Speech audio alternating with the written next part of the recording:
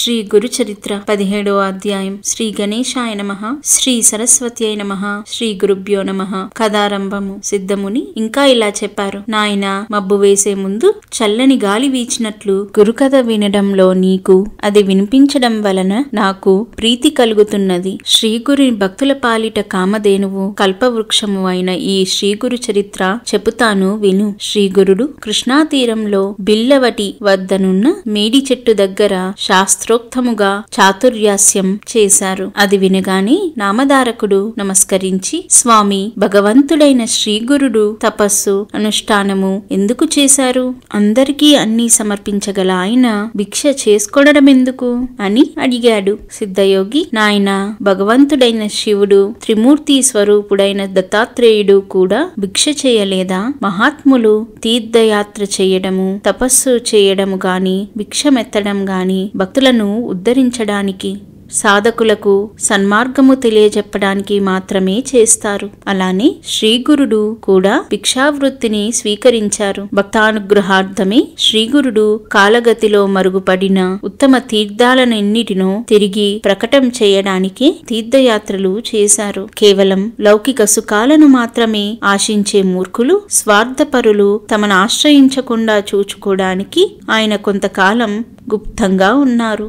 కాని సూర్యుని తేజస్సు, కస్తూరి వాసన ఎలా దాగి ఉండలేవో అలాగే శ్రీగురుని మహిమ కూడా ఒకనాడి విధంగా వెల్లడైంది. కరవీరపురంలో వేదశాస్త్ర పురాణ పారంగతుడైన ఒక బ్రాహ్మణుడుండేవాడు. అతడు కణ్వ శాకీయుడు, మహాపండితుడైన ఆయనకు ఒక కొడుకు పుట్టాడు. కాని అతని చిన్నతనంలోని తల్లిదండ్రులు మరణించారు. అతడు మందమతి కావడంతో చదువు ఏమాత్రమూ రాలేదు. మేనమామ గ్రామస్తులతో కలిసి అతనికి 7వ సంవత్సరంలో ఉపనయనం చేశాడు. కాని అతని చిన్నతనంలోని తల్లిదండ్రులు మరణించారు. అతడు మందమతి కావడంతో చదువు ఏమాత్రమూ రాలేదు. మేనమామ గ్రామస్తులతో కలిసి అతనికి 7వ సంవత్సరంలో ఉపనయనం చేశాడు. కాని మతిమర్పు వల్ల అతడు గాయత్రి మంత్రానుష్ఠానం కూడా చేయలేకపోయేవాడు. ఉపనయనం చేసిన 1 సంవత్సరానికే మేనమామ కూడా మరణించడంతో అతడు అనాథుడై భిక్షకెళ్లేవాడు. ఊర్లోని జనం అతనిని, ఒరే మందమతి,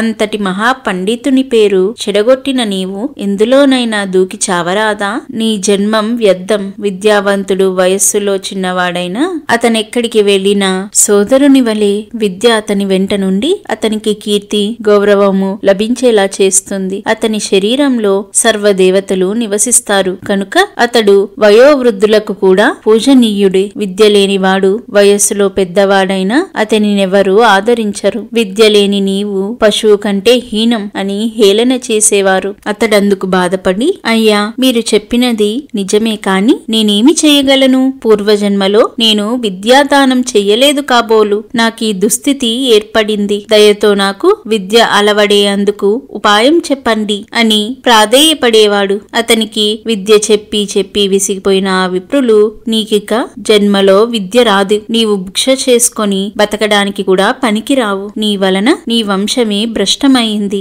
అని నిందించేవారు. ఆ పిల్లవాడు తన దుస్థితికి నిస్పృహ చెంది ఇల్లు విడిచి బిల్లవటి చేరి కృష్ణానదికి తూర్పు దిక్కున ఉన్న భువనేశ్వరీ దేవిని దర్శించి అక్కడ ప్రాయోపవేశం ప్రారంభించాడు. అలా 3 రోజులు గడిచినా ఆ తల్లి దర్శనమియ్యకపోయేసరికి అతడు పట్టరాని కోపంతో తన నాలుక కోసి దేవి పాదాల వద్ద పెట్టి, అమ్మా, నీవు కూడా నన్ను అనుగ్రహించకుంటే రేపు నా తల నరికి నీకు సమర్పించి నీ ఎదుటనే ప్రాణాలు విడుస్తాను అని చెప్పుకున్నాడు. నాటి రాత్రి దేవి అతడికి కలలో కనిపించి, నాయనా, నాపై అలుగవద్దు. కృష్ణానదికి పడమటి తీరాన ఉన్న మేడి చెట్టు కింద తపస్సు చేసుకుంటున్న సన్యాసి సాక్షాత్తు శివుని అవతారము. అపార శక్తిమంతుడు, నీ కోరిక తీర్చగలడు అని చెప్పింది. అతడు వెంటనే నిద్రలేచి బయలుదేరి శ్రీగురుణ్ణి దర్శించి సాష్టాంగ నమస్కారం చేశాడు. శ్రీగురుడు ప్రసన్నులై అతని శిరస్సు మీద తమ చెయ్యి నుంచి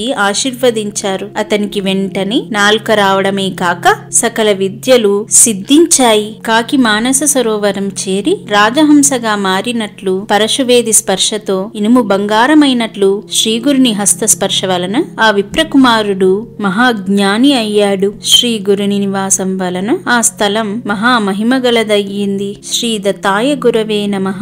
శ్రీ శ్రీపాద శ్రీ వల్లభాయ నమః. శ్రీ నృసింహ సరస్వత్యై నమః.